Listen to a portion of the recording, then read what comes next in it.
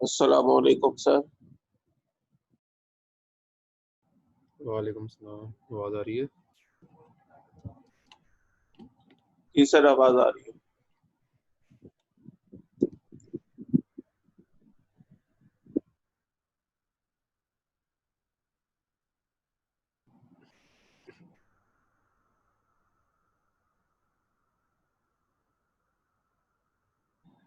We will wait, I think, for 2-3 minutes for the students to join, so then we will start. Okay sir.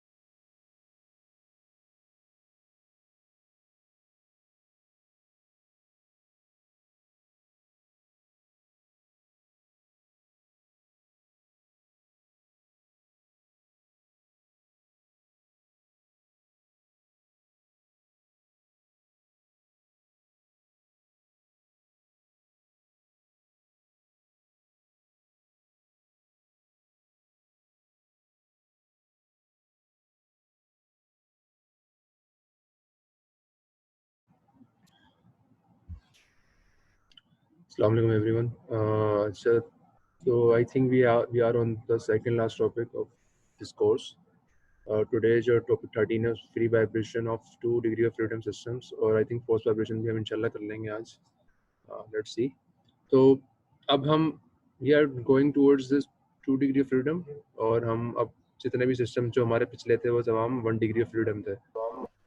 तो you will analyze के you will realize obviously के जो concept हैं they are not different, but the only addition will be कि 2 systems होंगे तो 2 masses होंगे basically. So start करते हैं.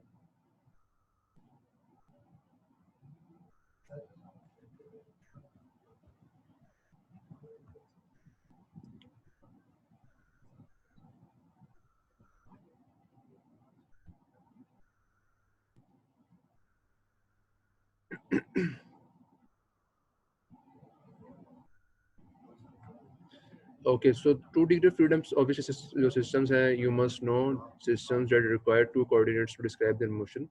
कोई भी ऐसा सिस्टम जिसकी पोजीशन डिफाइन करने के लिए you need at least 2 independent coordinates, तो वो 2 डिग्री फ्रीडम सिस्टम कहलाएगा. नॉट एटलीस्ट मस्ट 2 कोऑर्डिनेट्स अगर खाली चाहिए हो आपको इंडिपेंडेंट कोऑर्डिनेट्स कि आप उस सिस्टम के मोशन या उसकी जो उसकी पोजीशन है उसको डिफाइन कर सके, तो that system we will call as 2 degree freedom. तो अगर यहाँ पे 2 सिस्टम्स की बात करें हम, लेट्स सपोज एक यहाँ पे जो है वो कार है, तो उसमें आप देख सकते हैं कि 2 स्प्रिंग्स लगे हुए हैं. ऑब्वियस सी बात है कि जितना ये स्प्रिंग, अगर ये जो let's consider this thing as a beam, तो ये बीम जो है जितना ये स्प्रिंग K2 ऊपर जाएगा उतना ही K1 नीचे जाएगा. तो इन दोनों की तो जो आपस में जो डिस्प्लेसमेंट्स होंगी वो एक सी होंगी, मतलब उसको आप इंटरचेंज कर सकते हैं, उसको निकाल सकते हैं. दोनों डिपेंडेंट है. इसकी जो डिस्प्लेसमेंट है K2 की और K1 की, दे आर डिपेंडेंट. बट ये तो 1 डिग्री ऑफ फ्रीडम हो गया. कि आपको इस एक जो आपको कोऑर्डिनेट चाहिए वो ये इसका एक्स जो मूवमेंट होगी वर्टिकली वो चाहिए आपको, बट द प्रॉब्लम इज जब ये रोटेट होगा तो this CG will change as well, ठीक है। तो इसका मतलब इस सिस्टम की पोजीशन डिफाइन करने के लिए at a particular time you need to coordinate system. इसमें एक कोऑर्डिनेट जो होगा वो एक्स या वाई कह लें, जो भी कह लें, और एक जो होगा वो थीटा होगा जो इसको रोटेट करवा रहा है, ठीक है। तो इसलिए this system is a 2 degree of freedom system. यहाँ पे भी सिमिलरली एग्जैक्टली इसी की कॉपी दिखाई हुई है। तो आप देख सकते हैं कि जो एक जो मोशन है वो तो आपको थीटा हो गया, ये जो CG जिस हिसाब से रोटेट होगा, ठीक है। तो ये दिस एंगल जो बन रहा है ये थीटा हो गया, तो ये एक डिग्री ऑफ फ्रीडम मतलब एक कोऑर्डिनेट हो गया एक डिग्री ऑफ फ्रीडम का। And then we have x जो स्प्रिंग की मूवमेंट जो हुई है, तो और जो CG की मूवमेंट होगी डाउनवर्ड जो आया CG, ठीक है। तो ये दो कोऑर्डिनेट आपको चाहिए ही चाहिए to define the position of this 2 degree of freedom system, जिसमें एक आपके पास जो वर्टिकल डिस्प्लेसमेंट है वो एक्स है और एक आपके पास रोटेशन का कंपोनेंट है जो कि थीटा है। अच्छा, अब हमारे सिस्टम में क्या होता है कि it's very easy to find. हम इस ऐसे उसमें चक्करों में नहीं पड़ेंगे कि क्या उसमें कितने चाहिए और कितने रिक्वायरमेंट है। हम वी विल ओनली सी कि हमारे सिस्टम के अंदर मासेस कितने हैं जो इंडिपेंडेंट मूव हो सकते हैं। देखें यहाँ पे इंडिपेंडेंट का word is very important. For example इस सिस्टम की बात की जाए तो दे आर 2 मासेस। अगर मैं M1 को रोक दूं, अगर मैं M1 को फिक्स कर दूं, can I move M2? Yes, I can move M2। इसका मतलब दोनों इंडिपेंडेंट है, ठीक है ना। मैं M1 को रोक के M2 को मूव कर सकता हूँ, स्प्रिंग जो है वो कंप्रेस या एक्सटेंड होंगे, बट M2 विल मूव। तो इसका मतलब M2 की movement is totally independent of movement of M1। Similarly अगर मैं M2 को फिक्स करता हूँ तो I can move M1। M1 को आप मूव कर सकते हैं और M2 मूव नहीं होगा, M2 को फिक्स करते हैं आप। तो इसका मतलब अगेन दो जो मासेस हैं वो इंडिपेंडेंट है।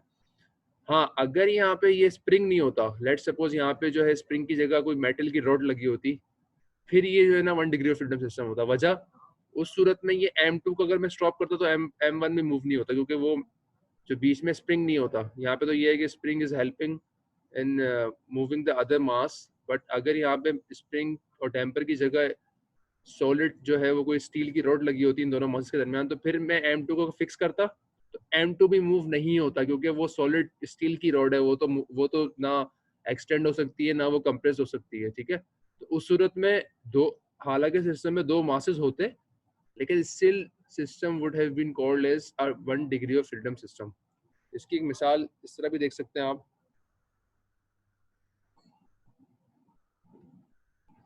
Just let me show you.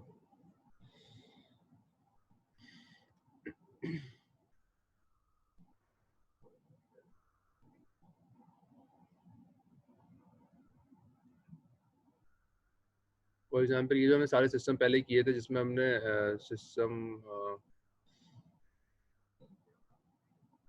Not this one,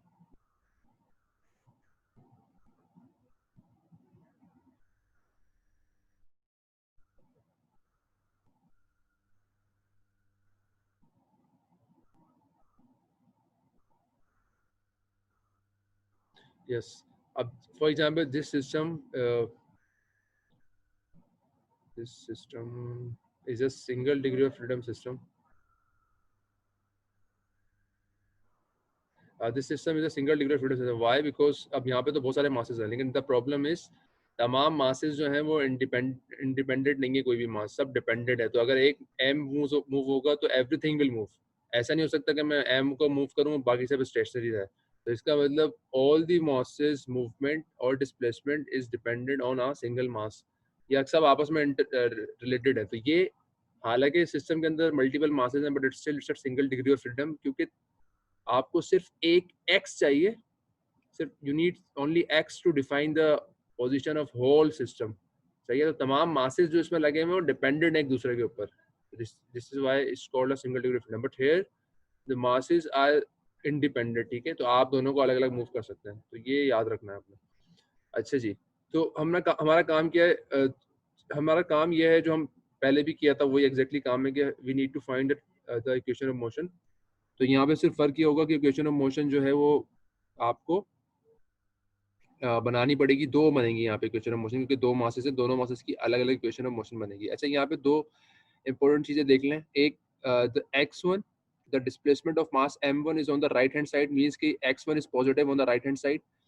similarly force एक F1 अप्लाई हो रही है इस मास m1 के ऊपर, वो भी राइट हैंड साइड पे पॉजिटिव है। And similarly x2, the displacement of mass m2 is positive on the right hand side और F2 भी पॉजिटिव है। तो ये जो एरोज हैं दे आर वेरी इंपॉर्टेंट, ये बताते हैं कि आपकी जो डिस्प्लेसमेंट है वो कहाँ पर पॉजिटिव है और कहाँ पर नेगेटिव है।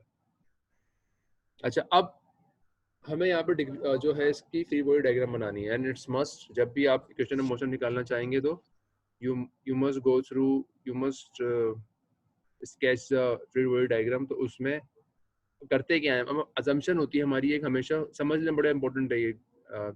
अजम्पशन हमारी ये होती है कि यहाँ पे दो डिस्प्लेसमेंट्स हैं, x1 एंड x2। अच्छा, अब हम अजम्पशन ये करेंगे either x1 is greater than x2, पहली अजम्पशन, और x2 is greater than x1। आप इन दोनों अजम्पशन में से कोई भी कर सकते हैं। तो आप ये भी अज्यूम कर सकते हैं कि x2 is greater than x1, ठीक है, या आप ये भी अज्यूम कर सकते हैं कि x1 is greater than x2, ठीक है। तो दोनों अजम्पशन है। अब नीचे जो हमने यहाँ अजम्पशन की हुई है, वो पहले अजम्पशन क्या की हमने, हम अज्यूम कर रहे हैं x2 is greater than x1। ये क्यों कर रहे हैं हम? इसकी वजह यह है कि अगर x2 x1 से बड़ा होगा तो स्प्रिंग की जो K2 जो स्प्रिंग बीच में लगा हुआ है, इसका बिहेवियर कुछ और होगा। मतलब कि वो टेंशन या कंप्रेशन जो भी है वो बिहेवियर डिफरेंट हो जाएगा। सिमिलरली अगर x1 x2 से बड़ा है तो उसमें K2 का बिहेवियर बिल्कुल अपोजिट होगा। तो इसीलिए हम अजम्पशन करते हैं, और आप कोई भी अजम्पशन कर लें, आपकी इक्वेशन ऑफ मोशन में कोई फर्क नहीं आएगा। तो इट डजंट मैटर, कोई इसमें प्रॉब्लम नहीं है। अच्छा, अब एक, अगर हमने अज्यूम कर ही लिया है कि x2 is greater than x1, तो पहली बात तो ये कि हम सारे स्प्रिंग्स को देख लेते हैं कि स्प्रिंग की जो फोर्सेस होंगी वो किस तरह अप्लाई होंगी। तो ऑब्वियसली बात है x2 is positive on the right hand side, तो अजम्पशन मेरी यही हो रही है कि m2 जो है वो राइट हैंड साइड में मूव करेगा।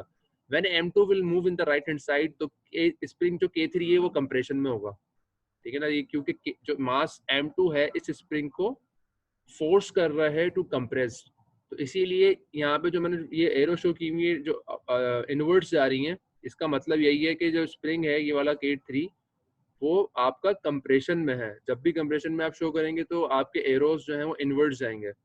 तो this spring is in compression. इसका फॉर्मूला क्या होगा? ऑब्वियसली एक ही स्प्रिंग लगा हुआ है, जो दूसरा जो इसका एंड है वो फिक्स है, तो simple formula F is equal to KX।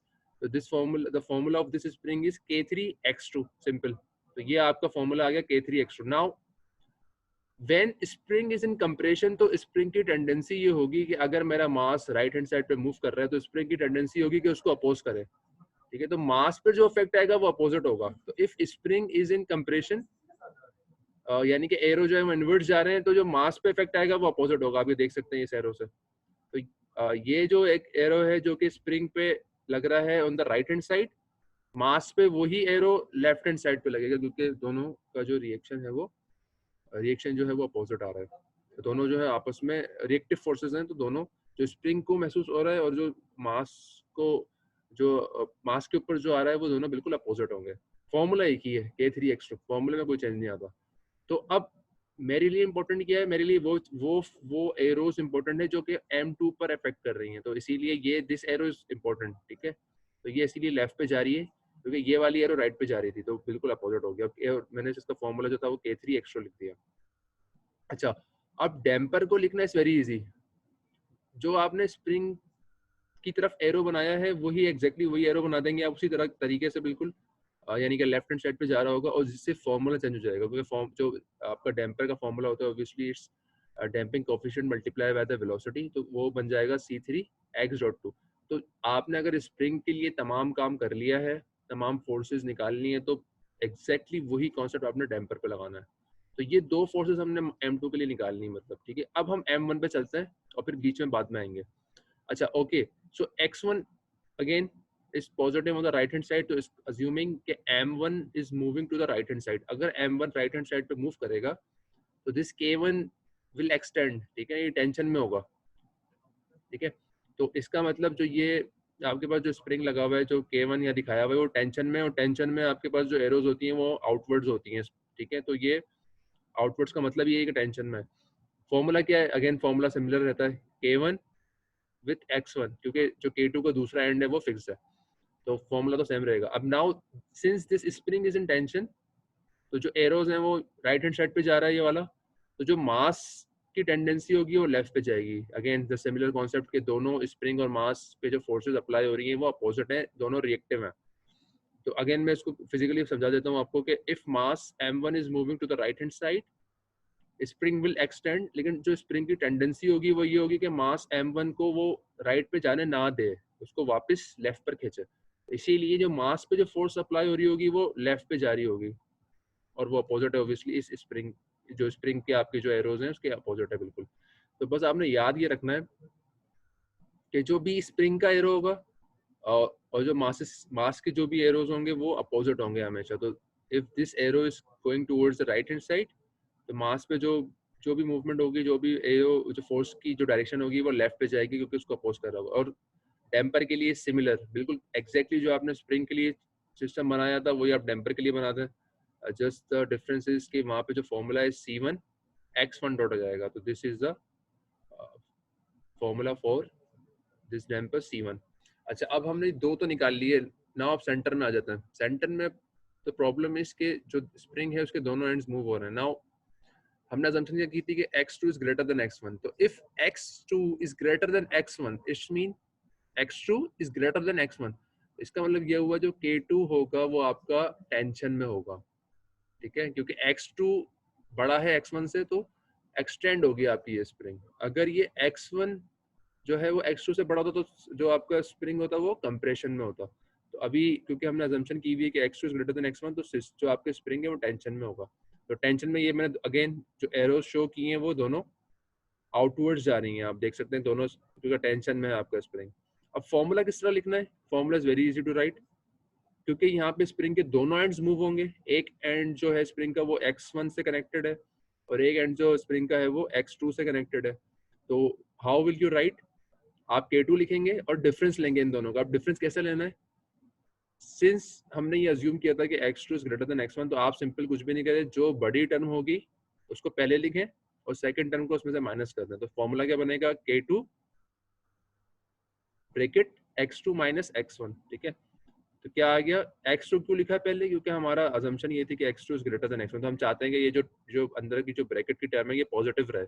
तो since x2 is greater than x1, तो सिंपल x2 माइनस x1 आ जाएगा. अगर आप अजम्पशन जो है अपोजिट करते हैं कि आप ये अजम्पशन करते हैं कि x1 is greater than x2, तो यहाँ पे क्या फर्क आता? यहाँ पे k2 ब्रैकेट में x1 माइनस x2 हो जाता. लेकिन क्योंकि आपने x2 को ग्रेटर लिया हुआ है तो x2 माइनस x1 है ये. और ये क्वेश्चन तो समझ आ गई. डैम्पर की इक्वेशन भी बिल्कुल एग्जैक्टली वही आपने कॉपी पेस्ट करनी है. बस k2 की जगह c2 आ जाएगा, x2 की जगह x.2 आ जाएगा, x1 की जगह x.1 आ जाएगा. तो ये टेंशन की आ गए आपके पास फोर्सेस. अब जो आपने हमें जो फोर्सेस की डायरेक्शन चाहिए वो मासेस पे चाहिए. तो ऑब्वियसली जो एरो कनेक्शन हो रहा होगा मासेस का वही देखेंगे हम. तो this arrow is going on the left hand side, तो जो मास पे एरो बनेगा वो राइट हैंड साइड पे जा रहा होगा. और फॉर्मूला एक ही है, फॉर्मूला चेंज नहीं होता. Similarly this arrow is going on the right hand side, तो जो m2 पे आप एरो बनाएंगे वो लेफ्ट पे जा रहा होगा. Similarly for the damper as well. अब ये हमारा एक कंप्लीट FBD डायग्राम है जो कि मासेस के ऊपर तमाम फोर्सेस को शो कर रहा है with directions. Now we will write the formula summation F is equal to m है. सही है, तो वो हम फॉर्मूला लिखेंगे. तो पहले हम मास 1 के लिए कर लेते हैं. अच्छा, अब याद ये रखना है कि F is equal to m है, तो पहले तो सबसे पहले आपके पास m1 और x1 डॉट आ गया, ये ma आ गया ये, और तमाम चीजें मतलब ma अलग कर दिया आपने, और जो राइट हैंड साइड है इसमें तमाम फोर्सेस का सम है आपके पास, ठीक है. तो समीशन ये पूरा जो है आपके पास दिस इज समीशन f यानी कि तमाम फोर्सेस का सम है, और which must be equal to ma. Summation F is equal to ma, तो ma लिख दिया आपने. और हम ये देख सकते हैं कि जो इसका मल्टीपल है x1 is positive on the right hand side. तो इसका मतलब जब आप फोर्सेस को लिखेंगे तो एवरी फोर्स जो कि राइट पे जा रही होगी वो पॉजिटिव होगी, और एवरी फोर्स जो कि लेफ्ट पे जा रही होगी वो नेगेटिव होगी, ठीक है. तो आपने x1 से डायरेक्शन देखनी है. तमाम फोर्सेस जो x1 की डायरेक्शन में जा रही हैं वो पॉजिटिव है, तमाम फोर्सेस जो x1 की डायरेक्शन के अपोजिट जा रही हैं वो नेगेटिव है. तो x1 क्योंकि राइट हैंड साइड पे पॉजिटिव है, ठीक है, तो राइट हैंड साइड पे जितनी भी फोर्सेज जा रही होंगी वो पॉजिटिव होंगी, ठीक है, और जितनी भी तमाम फोर्सेज जो लेफ्ट हैंड साइड पे जा रही होंगी वो नेगेटिव होंगी। For example these two forces are positive क्योंकि ये x1 की डायरेक्शन में ही है, तो k1 k2 x2 minus x1 is positive, c2 x.2 minus x.1 is positive. Similarly these two forces are in the direction opposite to x1, तो ये negative होंगी, तो माइनस k1 x1 आएगा और माइनस c1 x1 डॉट आएगा। तो इसीलिए यहाँ पे आप देख सकते हैं माइनस k1 x1 आया because it's negative, and again minus c1 x1 dot आया बिकॉज इट्स नेगेटिव, लेफ्ट पे जा रही है। और ये जो दोनों फोर्सेज हैं ये पॉजिटिव हैं, these two forces, क्योंकि ये x1 की डायरेक्शन में ही है। एंड सिमिलरली F1 जो है वो फोर्स भी आपकी पॉजिटिव होगी क्योंकि वो भी राइट हैंड साइड पे जा रही है, तो वो F1 भी यहाँ पे आ गया आपके पास। अच्छा, अब यहाँ पे थोड़ा सा हमने इसको जो है वो थोड़ा सा जो है इसको हमने इंटरचेंज किया, मतलब उसमें फ़र्क क्या किया हमने, जो वेरिएबल है उसको अलग अलग कर लिया, यानी कि x.1 को अलग कर दिया तमाम टर्म्स, x.1 की टर्म को ब्रैकेट में लिख दिया तमाम जो भी टर्म्स आ रही थी। सिमिलरली x.2 की टर्म्स को अलग कर दिया है, x1 की टर्म को अलग कर दिया और x2 की टर्म। तो जो वेरिएबल्स थे आपके पास x1 x2 x.2 x.1 सबको अलग करके जो ब्रैकेट में चीज़ें आ रही सबको लिख दिया, और f जो फोर्स थी हमारी उसको हम अलग ले गए इक्वल टू के बाहर। तो ये this is your first equation of motion, ठीक है। Now for the second similar concept, again x2 is positive on the right hand side, तो जो भी फोर्स राइट पे जा रही होगी तमाम पॉजिटिव होगी, जो भी फोर्स लेफ्ट पे जा रही होगी तमाम नेगेटिव होगी। तो यहाँ पे आप देख सकते हैं कि तमाम फोर्सेस, दीज टू फोर्सेस और दीज टू फोर्सेस तमाम जो है वो लेफ्ट पे जा रही है, तमाम फोर्सेस नेगेटिव होंगी बेसिकली। तो यू कैन इजीली सी के m2 x.2 ये तो m आ गया, राइट पे पॉजिटिव है, बाकी तमाम फोर्सेस जो है वो नेगेटिव है। तो k3 x2 is negative, left पे जा रही है, नेगेटिव आ गया। c3 x.2 is negative, left पे जा रही है। k2 x2 minus x1 is negative, left पे जा रही है। And then c2 x.2 minus x.1 is also negative, left पे जा रही है, एंड सो ऑन। और f2 जो है वो पॉजिटिव ही है आपके पास, ठीक है। और इसको भी हमने जो है अरेंज कर दिया है विद रिस्पेक्ट टू वेरिएबल्स। तो x.2 अलग कर दिया, x.2 x.2 अलग कर दिया, x.2 अलग कर दिया, तमाम टर्म्स ब्रैकेट में आ गई उसकी, x.1 अलग कर दिया, x2 एंड सो ऑन, ठीक है। तो तमाम वेरिएबल्स की टर्म में लिखना है आपने।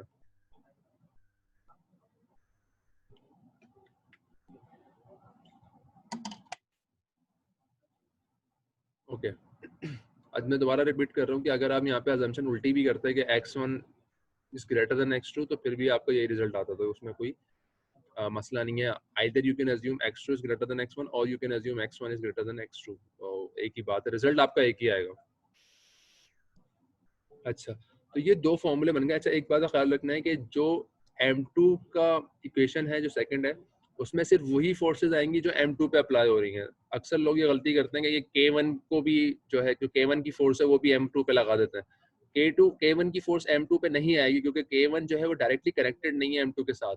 सिमिलरली m1 के ऊपर k3 की फोर्स नहीं आएगी because k3 force is not directly acting on m1, ठीक है। तो वो थ्रू m2 आ रही है उसके पास फोर्स, तो आपने सिर्फ वही फोर्सेस अप्लाई करनी है उस मास की इक्वेशन के ऊपर जो कि उससे कनेक्टेड है।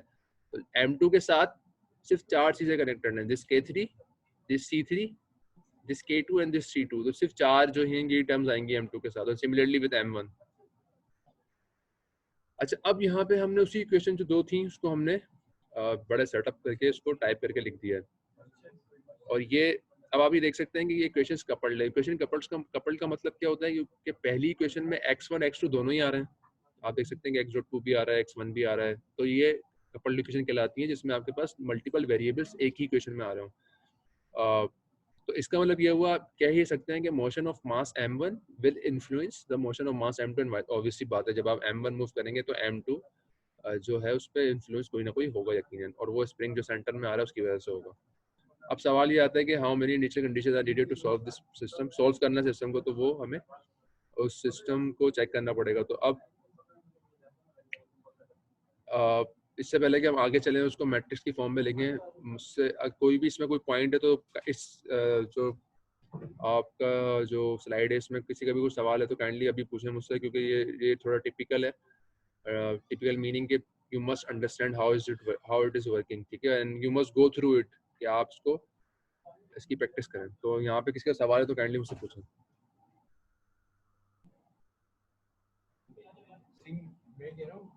और जस्ट लेट मी नो कि किसी को मसला नहीं है, वैसा तो अनहोनी है ये, लेकिन जस्ट लेट मी नो कि यू आर अंडरस्टैंडिंग।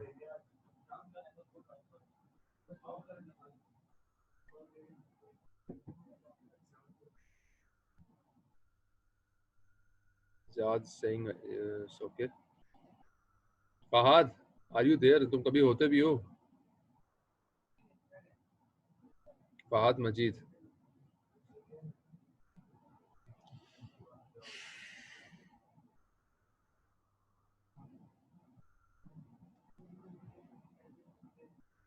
सही है। फहद का मुझे पता चला था कि इसने बताया था माइक खराब है इसका, पानी में गिरा था फोन इससे। तो मैसेज कर दे, so, बस वो मैसेज भी तो कर सकते हैं। मैसेज किया है मैंने उसको चलो दोबारा। इसको no problem, no problem. So no problem in this system. जी सर। ऐसा ही है, आप माइक ऑफ वो कर लें, माइक म्यूट कर लें, इट्स ओके। अच्छा, तो कोई सवाल किसी का नहीं है, कोई प्रॉब्लम नहीं है? शुक्र है आपने जवाब तो दिया फहद। चलो नहीं सर। ओके, चलो गुड है यार, ये तो सब चीते हो गए। ओके सो आगे चलते हैं फिर। अच्छे जी,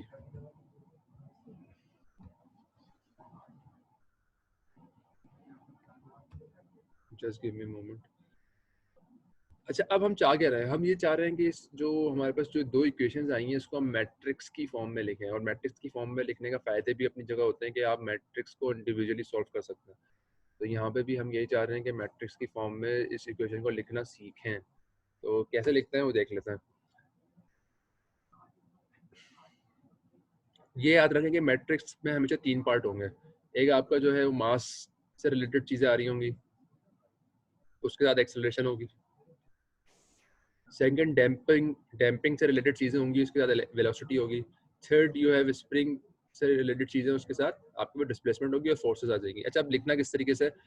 आपने जो वेक्टर बना लिए हैं हमने यहाँ पे, यानी कि x double dot 1, x double dot का वेक्टर आ गया, x डॉट के वेक्टर्स आ गए दोनों, और हमने x के वेक्टर्स आ गए। तो सबसे पहले हमने वेक्टर्स बनाना है, ठीक है? यानी कि आप 2x2 का मैट्रिक्स बनाएं, खाली छोड़ दें उसको, और साथ में वेक्टर बनाना है अपने एक्सेलरेशन का। अगेन आपने मैट्रिक्स बनाना है 2x2 का, खाली छोड़ दें, 0 0 कुछ भी नहीं लिखा इसमें। और यहाँ पे आपने वेक्टर बनाना है again for the velocity, again vector बनाना है फॉर द डिस्प्लेसमेंट, और जो साथ में उसके आप मैट्रिक्स छोड़ दें लेफ्ट हैंड साइड पे जो कि खाली है, ठीक है? तो ये एक तरीका लिखने का कि आपने क्या करना है, पहले वेलोसिटी का वेक्टर बनाना है, क्योंकि यहाँ पे दो वेलोसिटीज हैं, दो मासेस हैं तो दो वेलोसिटीज। लास्ट टाइम जब जितना भी हम कर रहे थे उसमें ये मैट्रिक्स बन के नहीं आ रहा था, क्योंकि वहाँ पे तो आपके पास मास ही एक था, यहाँ पे आपके पास मासेस मल्टीपल है, तो इसीलिए यहाँ पे दो आ रहे हैं। तो ये this is a vector of acceleration जिसका दो कंपोनेंट है, यानी कि acceleration of mass 1 and acceleration of mass 2। Similarly this are vector of velocity which has two components as velocity of mass 1 and velocity of mass 2, and similarly you have a vector of displacement which has two component velocity displacement of mass 1 and displacement of mass 2, ठीक है? तो ये आपने vector बना दिए, साथ में दो मैट्रिक्स को खाली छोड़ दिया। अब इससे हमने लिखना है कि किस तरह लिखना है ये। तो पहले मैट्रिक्स को समझ लें होता क्या है। This row will get multiplied with this column, और वो पहली इक्वेशन में आ जाएगी। This row again will get multiplied by this column, और वो सेकंड इक्वेशन में आ जाएगी। तो ये जो ऊपर वाला जो आपका पार्ट है ये फर्स्ट इक्वेशन है, और जो सेकंड वाला जो पार्ट है आपका वो सेकंड इक्वेशन है, ठीक है? तो अच्छा, अब आप ये देखें पहली इक्वेशन में x डॉट डबल 1 के साथ क्या चीज आ रही है, m1 आ रहा है, तो इसीलिए यहाँ पे m1 आ गया। x डॉट 2 के साथ क्या आ रहा है पहली इक्वेशन में? पहली इक्वेशन में x डॉट 2 के साथ कुछ भी नहीं आ रहा है, तो x डॉट 2 है ही नहीं, तो इसका मतलब 0 है। दैट्स व्हाई यहाँ पे 0 आ गया। तो अब अगर मैं इनको मल्टीप्लाई करवाता हूँ, तो m1 will get multiplied with x double dot 1 and 0 will get multiplied with x double dot 2, ठीक है? तो वो एग्जैक्टली यही बन जाएगा, यानी कि m1 into x double dot 1, क्योंकि 0 जब मल्टीप्लाई होगा तो कुछ भी नहीं होगा, तो वो है ही नहीं टर्म ना पहली इक्वेशन के अंदर। Similarly in the second equation there is no m1, मतलब जो सेकंड इक्वेशन है उसमें x डबल डॉट 1 नहीं है, इसीलिए यहाँ पे 0 आ रहा है। तो जो सेकंड इक्वेशन है again 0 will get multiplied with x double dot 1 तो 0 हो गया, और जो x डबल डॉट 2 है उसके साथ m2 आ रहा है तो इसीलिए यहाँ पे m2 आ गया है, तो m2 will get multiplied with x double dot 2। ठीक है, अगेन मैं बता रहा हूँ, this row will get multiplied with this column, पहली इक्वेशन बन जाएगी, पहली इक्वेशन की टर्म्स बन जाएंगी, this row will get multiplied with this column and वो सेकंड इक्वेशन की टर्म्स बन जाएंगी। इसीलिए यहाँ 0 0 आ रहा है क्योंकि पहली इक्वेशन में x डबल डॉट 2 की कोई टर्म नहीं है और सेकंड इक्वेशन में x डबल डॉट 1 की कोई टर्म नहीं है। अच्छा, अब C वाला कैसे करा है? जो पहली इक्वेशन है उसमें आपके पास x डॉट 1 के साथ क्या आ रहा है, c1 plus c2, simply c1 plus c2 आ गया। x डॉट 2 के साथ क्या आ रहा है, माइनस c2, तो माइनस c2 आ गया सिंपली।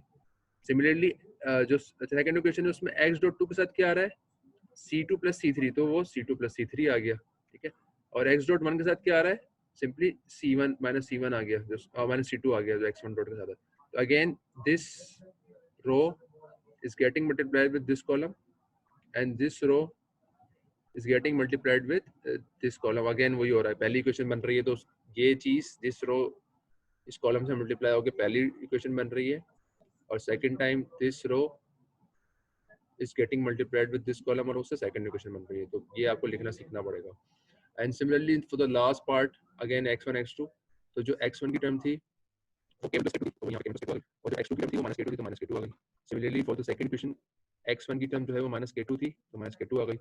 ठीक है, और जो x2 की टर्म थी वो k2 plus k3 थी, जो वो यहाँ पे x2 की टर्म आ गई। तो एक इसको कॉन्सेप्ट इस तरह भी समझ सकते हैं कि ये जो टर्म्स हैं ये x डबल डॉट 1 की टर्म्स हैं, ये टर्म x डबल डॉट 2 की हैं, this one is for x dot 1, this one is for x dot 2, this one is for x1 and this one is for x2। ठीक है, तो now अब इसको हम लिखने का एक और तरीका भी है कि आप इसको मैट्रिक्स की फॉर्म में लिख लें। This is mass matrix, this is damping matrix, this is stiffness matrix. तो you can write as a complete matrix की फॉर्म, यानी कि जो m कैपिटल M है तो ये मास मैट्रिक्स को शो कर रहा है, और फिर यहाँ पे इस वेक्टर को हमने सिर्फ एक जो है वेक्टर नोटेशन से शो कर दिया, यानी कि x डबल डॉट शो कर दिया जो कि कॉम्बिनेशन है x डबल डॉट 1 का x डबल डॉट 2 का। सिमिलरली दिस इज जो C वाला मैट्रिक्स है ये आपका C की टर्म्स में लिख दिया और x डॉट t आ गया। सिमिलरली स्प्रिंग को भी आपने सिर्फ k में टर्म्स में लिख दिया क्योंकि पूरा स्प्रिंग का मैट्रिक्स ही आप सिर्फ k से रिप्रेजेंट कर रहे हैं, लिखने का मतलब सिंबॉलिक फॉर्म है बेसिकली। और फिर ये xt आ गया और वहाँ पे आप इस पूरे फोर्स के जो वेक्टर है उसको भी आपने कैपिटल F से रिप्रेजेंट कर दिया। तो ये सिंबॉलिक फॉर्म में लिखा हुआ आपने कॉम्पैक्ट इक्वेशन।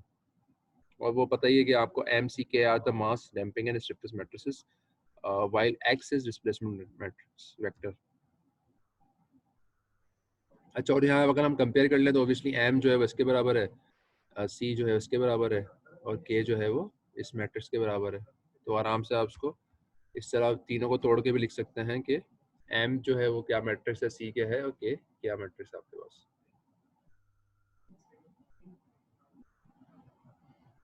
और यहाँ पे जो डिस्प्लेसमेंट शो किया हुआ है again X is a vector which has two components x1 and x2.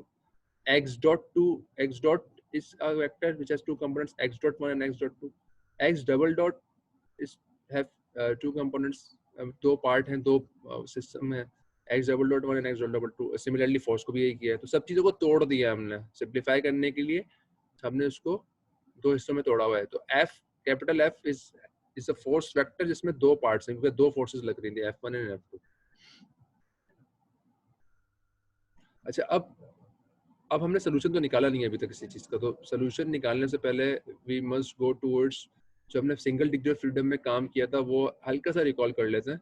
तो क्या किया था हमने, this is your single degree of freedom undamped system जिसमें सिर्फ एक ही डिस्प्लेसमेंट थी, दो तो थी नहीं।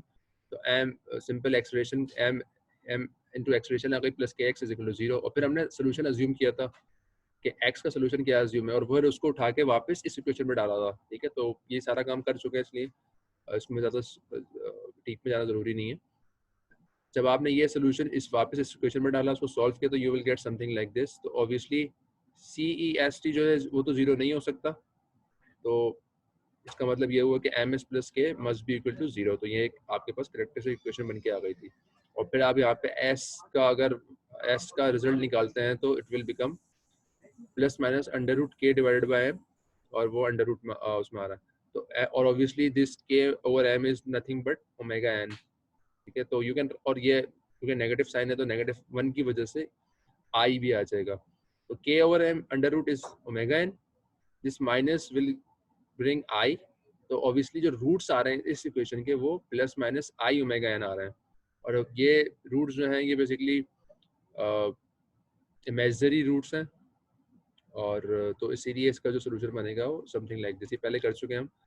No need to go through this, just for the sake of कि हम इस तरह यही काम हमने अब 2 डिग्री ऑफ फ्रीडम में करना है। बस फर्क ये है कि यहाँ पे x जो एक एक्सेलरेशन थी, यहाँ पे 2 एक्सेलरेशन है, मास 1 की एक्सेलरेशन, मास 2 की। तो ये वेक्टर है, यहाँ पे तो एक ही चीज थी, यहाँ अब वेक्टर है। सिमिलरली डिस्प्लेसमेंट जो है यहाँ पे एक ही डिस्प्लेसमेंट थी क्योंकि मास ही एक था, बट अब 2 डिग्री ऑफ फ्रीडम के लिए जो है वो आपके पास 2 वेक्टर्स होंगे, x1 और x2। तो सिमिलरली हर चीज जो है 2 में बन के आएगी। जो एक सोल्यूशन था, यहाँ पे एक ही सोल्यूशन आ रहा था, तो नाउ आपके पास 2 सोल्यूशन आएंगे, एक x1 का, एक x2 का। तो ये कॉन्सेप्ट बिल्कुल सिमिलर है, बट द ओनली प्रॉब्लम है कि यहाँ पे 2 चीज़ें हो जाएंगी। तो आई थिंक यहाँ पे जो है हम टाइम हमारा जो है वो तकरीबन ख़त्म होने वाला है। तो आई थिंक मुझे अटेंडेंस लेने दें, एंड कुछ सवाल है तो कर लें यहाँ पे काइंडली, फिर वरना मैं यहाँ पे इसको एंड करके we will start new class.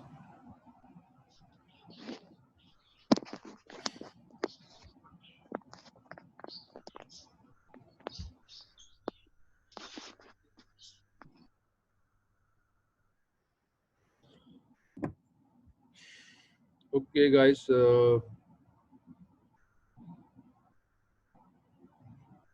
no questions, so let's join in the next class. फौरन से join करें, फौरन से, there is no time in between. I'm ending this lecture.